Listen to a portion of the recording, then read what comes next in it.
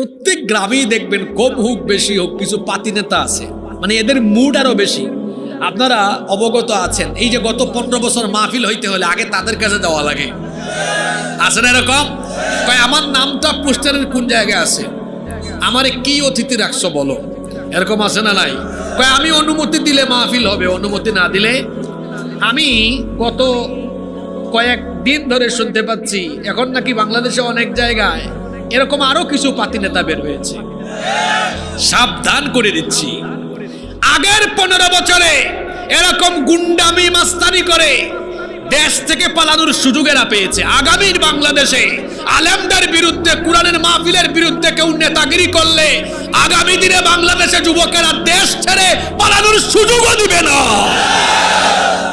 সময় থাকতে সাধু সাবধান হয়ে যাও, নইলে খবর আছে এই দেশের মানুষ পরাধীনতার শৃঙ্খলে আবদ্ধ হয়ে আর থাকবে না ইনশাআল্লাহ।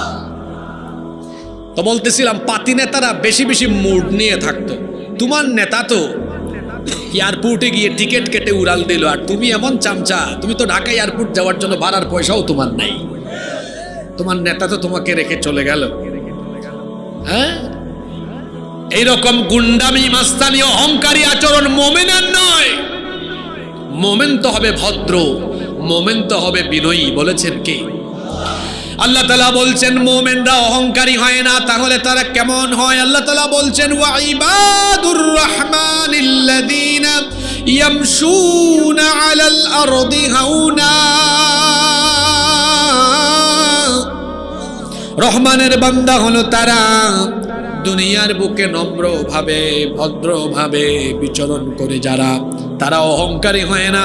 কোরআনে কারীমের 17 নম্বর সূরা বনী ইসরাঈলের 37 নম্বর আয়াতে রব্বুল আলামিন বলছেন ওয়ালা তামশি ফিল আরদি মারাহা ইন্নাকা লান তাখরিকাল আরদা ওয়া লান তাবলুগাল জিবালা তুলা।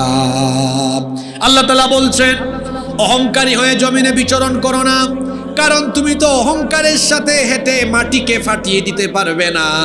আবার অহংকারী হয়ে মাথা উঁচু করে হেঁটে হেঁটে তুমি তো আকাশের উচ্চতায় পৌঁছে যেতে পারবে না। অহংকারের কোনো যোগ্যতা মানুষের নাই, কারণ মানুষের কোনো কিছুর স্থায়িত্ব নাই।